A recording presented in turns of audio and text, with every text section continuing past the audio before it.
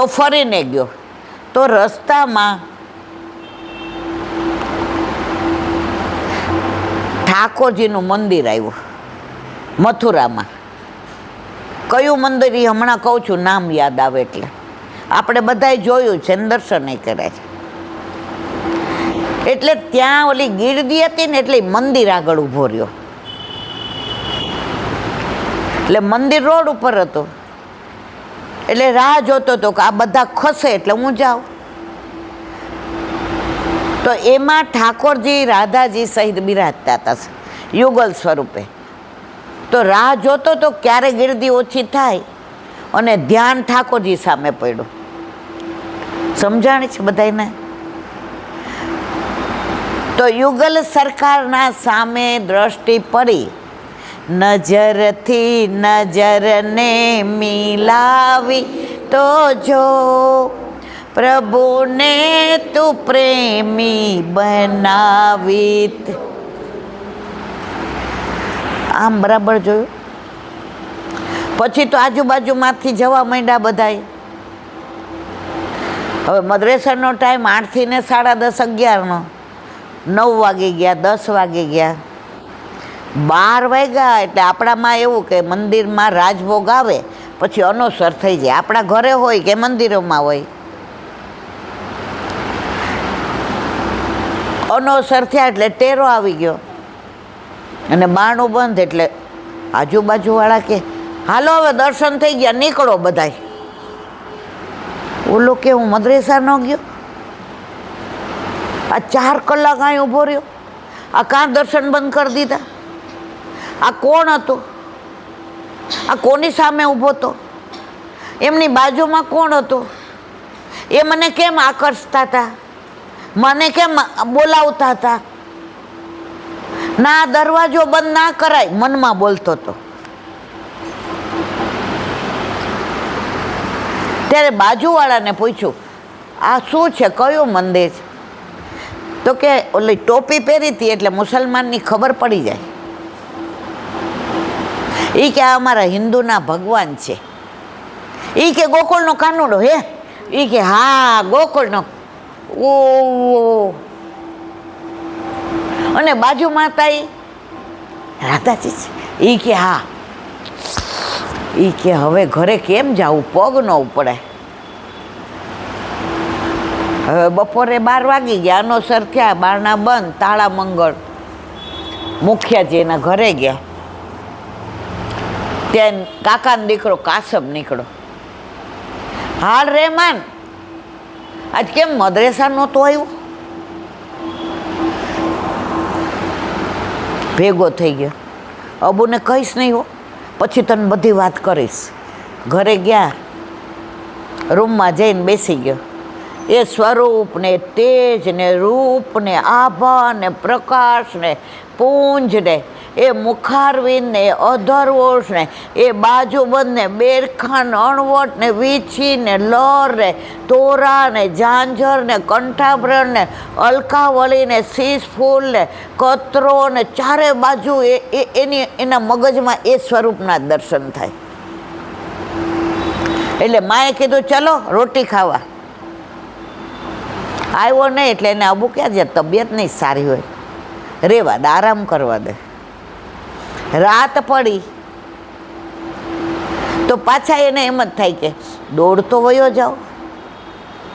આ મને કેમ આકર્ષે છે? હું ક્યાં હિન્દુ છું? એ હું તમારો નથી, મને આવું ના કરો. હું યવન છું, હું કાફીર છું, મને ના બોલાવો. અંદરથી અવાજ આવ્યો એટલે એના અમ્મી દોડતા ગયા. ખાવ, શું થયું, શું થયું, શું થયું? આ તો એની તંદ્રામાં જ હતો.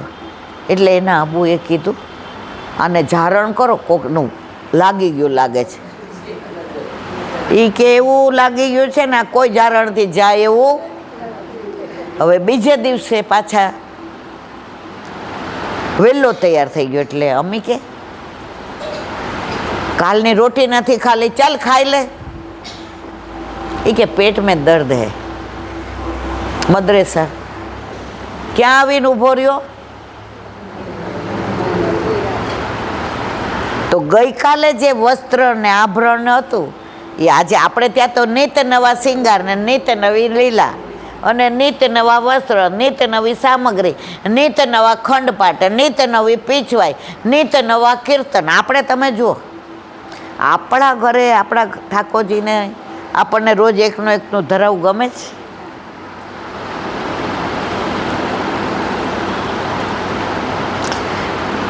વળી 12 વાગ્યા એટલે પાછો ઓલો કાસમ નીકળો. રેમાન ચાલ, એ કે તું અહીંયા શું કરશ, ઊભો કેમ રહેશ? કે પછી કહું. હવે બે સરખા હતા એટલે ઓલાને થયું આને કાંઈક તકલીફ લાગે છે એટલે કે અબુ કો બાત કર. નહીં નહીં, અબુ કો મત બતાના, અમ્મી કો મત બતાના. ઘરે ગયા એટલે અમે કીધું ચલો રોટી. હવે એ લોકો તો બધું ઓલું ખાવા પીવાનું હોય ને, ગઈકાલે ન ખાધું, આજે ના ખાધું. એટલે કાસમને પૂછ્યું અમીએ, એ કે આને મદ્રેસામાં કોઈ આ ઝઘડો બગડો થયો છે?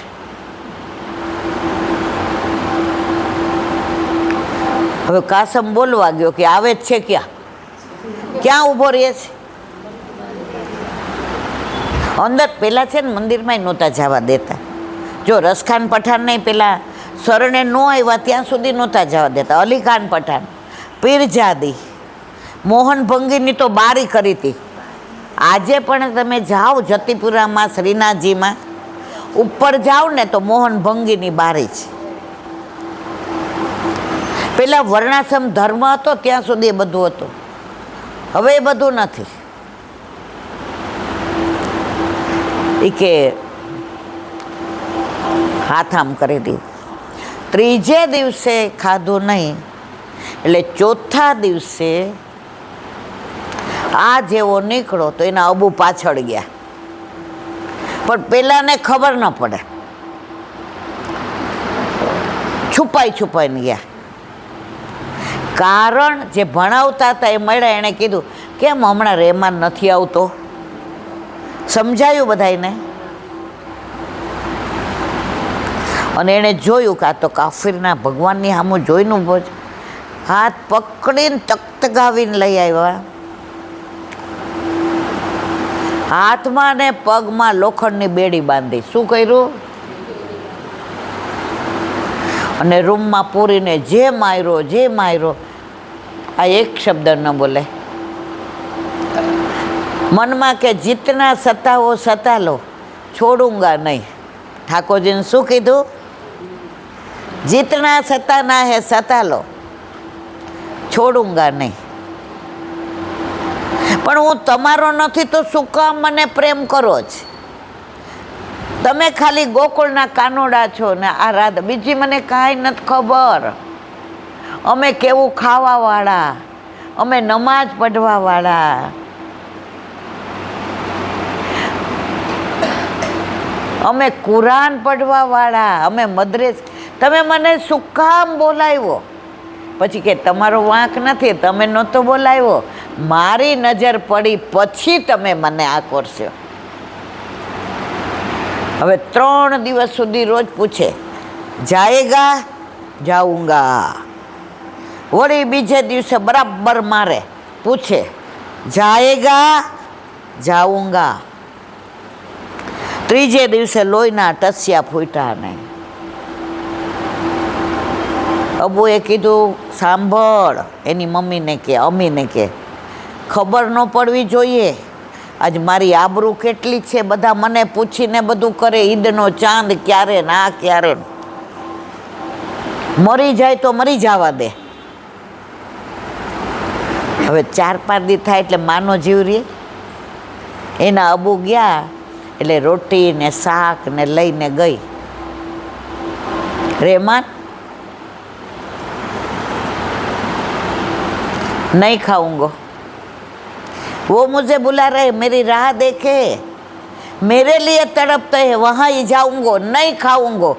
હવે તમારા ઘરનું પાણી મારે હરામ છે. સમજાણું બધાને? હવે 5મો દિવસ છઠ્ઠો હતો એટલે માએ કીધું કે આ તો એ કે ભલે મરી જાય, બધું તૈયાર જ છે.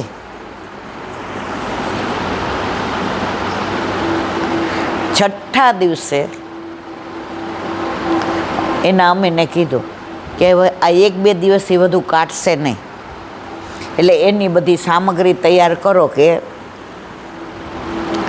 છઠ્ઠા દિવસે રૂમમાંથી ને અવાજ આવતો બંધ થઈ ગયો. નહીંતર અવાજ આવો, ક્यों इतना प्रेम करते हो, क्यों बुलाते हो, બંધ થઈ ગયો.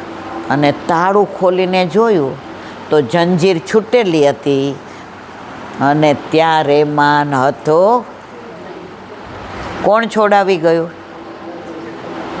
આ 70-80 વર્ષ પહેલાંની વાત છે, હજારો વર્ષ. કેટલો શોધો, મથુરા ને આજુબાજુ ને પોલીસ સ્ટેશન ને યમુના કિનારો ને બરસાના ને બધે શોધી આવ્યા, ક્યાંય મળ્યો ને. ત્યાં કલકત્તાથી એક પ્રમોદ ચટ્ટોપાધ્યાય નામના જ્યોતિષાચાર્ય આવ્યા. સમજાય છે મારી વાત બધાને કે ઊંઘ આવે છે? તો બધા એને પૂછવા જાય અને એ ગણતરી કરીને કહે ને એ 500% સાચું પડે અને 1 પૈસો કોઈનો લે નહીં. હવે આ મુસલમાન એટલે હિન્દુ પાસે તો જાય નહીં. ત્યારે એના અમ્મીએ કીધું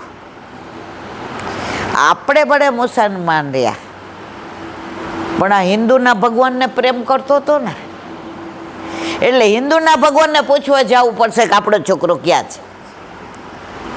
એ જ્યોતિષાચાર્યને ખબર છે, કોઈ વયા ગયા, રાતના ગયા કે આવું થયું છે. આણે જોયું.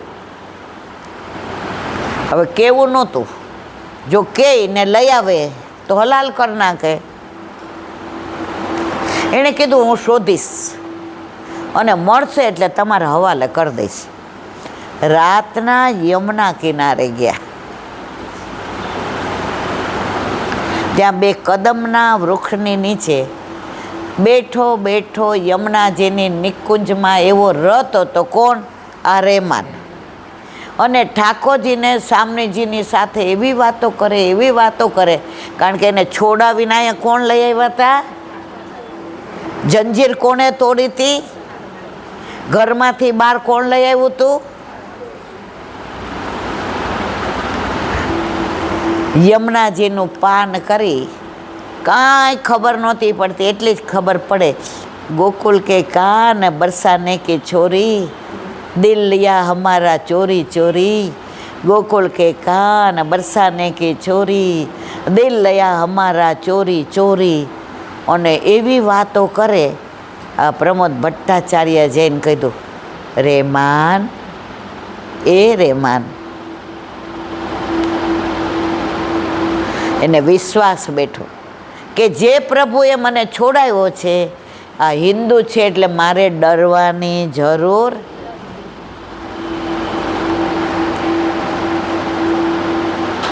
કોની યાર વાતો કરે છે? તો કે હું નથી કરતો, એ મારી સાથે કરે છે. હું નથી કરતો, એ મારી સાથે વાતો કરે છે. પછી કે ચાલ ઘેર. એ કે ઘરે જ આવ્યો છું, અત્યાર સુધી બહાર હતો. શું કીધું? સમજાયું બધાને? અત્યાર સુધી રખડતો તો, ભટકતો તો, મારું ઘર કયું મને ખબર નહોતી. મને આ કાનુડાએ સમજાવી દીધું, હવે તો આપણા ઘરે આવી જા, બહુ બહાર રખડો. પ્રમોદ ભટ્ટાચાર્યજી સમજી ગયા કે આનું વરણ પ્રભુએ કરી લીધો છે. અને સવારે આવ્યા ત્યારે યમુના જળ પી અને ઠાકોરજીના ચરણારવિંદને પ્રાપ્ત થઈ ગયો. એક ઝલક કાફી છે. જે જીવ જ્યાંનો હોય ને, વલ્લભ એને શોધીને લઈ જ જાય, એમાં કોઈ શંકાને સ્થાન નથી. આ વાત મેં એટલે કીધી કે કોઈ પણ સ્વરૂપ હોય ને મોહિની સ્વરૂપ જ છે. અરે આપણા વલ્લભ મથુરાની બજારમાંથી ને વિહાર કરતા પસાર થતા હતા તો કંસારાને ત્યાં સ્વરૂપ હતા બધાય. મદન મોહનજીને, ગોકુલચંદ્રમાજીને, મુકુંદરાયજીને, નવનત પ્રિયાજીને, બાળકૃષ્ણ જેવા વલ્લભને જોયા અને વલ્લભની દ્રષ્ટિ પડી, બધાય પાછળ હાલવા માંડ્યા. આ પુશ થઈ ગયા. વલ્લભ કુળની કે વલ્લભની દ્રષ્ટિ પડે એટલે ઠાકોરજી પુશ થઈ ગયા. ત્યારે કૃષ્ણદાસજીને કહ્યું વલ્લભે, આ બધાને પધરાવી લ્યો, હવે એ પાછા કંસારાને ત્યાં જાશે.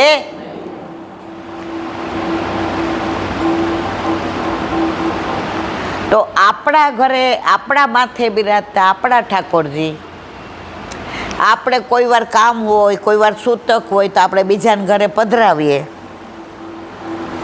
તમે જોયું કે એના ઘરે રહી ગયા? ત્યાં રહી જાય કે આપણા ઘરે પાછા આવે? આજે જ એક બેન મને પૂછવા આવ્યા, એ કે એટલે બેન અમારે છે ને 3 દિવસ નાથદ્વારા જવું છે અને રાજભોગ ને બધું કરાવવું છે. સારું, હું તો આમ કરીને સાંભળેલી. મને કે ભાઈ ઠાકોરજીને લઈ જાય શ્રમ ન પડે? મેં તો આ તમને પડે, ઠાકોરજીને ના પડે. પ્રભુને પધરાવી જાય તો શ્રમ આપણને. અરે મારા વાલા, મેં કીધું ત્યાં રાજભોગ કરાવશો પણ તમારા ઠાકોરજીને? એ કહે તો પછી ત્યાં હારે આરોગી લે ને. બોલો હા, આ અધિક મહિનો હોય કે આવતો હોય કે એની પહેલાંનો હોય, આપણા ઠાકોરજીને આપણે રોજ કાંઈ નહીં તો આટલીક નાની સામગ્રી કરીએ, 2 કીર્તન વધુ ગાઈએ. એક મનછાબા હતા ને, મનછાબા એ સૌરાષ્ટ્રનું ગામનું નામ નથી દેવું, નહીં તો બધા એને ઓળખી જાય. હવે એના દીકરાને બહુ રાજકોટ કે બોમ્બે ખરીદી કરવા ગયા, એમાં ટ્રક નીચે આવી ગયા 2 જણા, તો એ મનછાબા એકલા રહ્યા. હવે દીકરો ને બહુ દાડિયું કરતા હતા. હવે મનછાબાએ વિચાર કર્યો કે હવે મારે દાડીએ જવું પડશે. ઠાકોરજી જવા દે મારા વાલા. એટલે સૂતક હતો ત્યાં સુધી ઠાકોરજી બીજાને ત્યાં, પછી પધરાઈ આવ્યા. એટલે મારા તમારા જેવા 2-4 જણાએ કહ્યું, મનછાબા હવે સખડી ના ધરશો, તમારા નહીં પહોંચાય.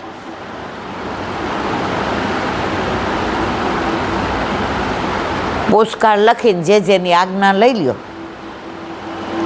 અને દૂધગર કે મિશ્રીને દૂધને. એ કે મારો છોકરો 20 વર્ષનો થાય ને ખાતા શીખી જાય, પછી મારે એને દૂધ મિશ્રી ધરાવાય કે આગળ કરાય?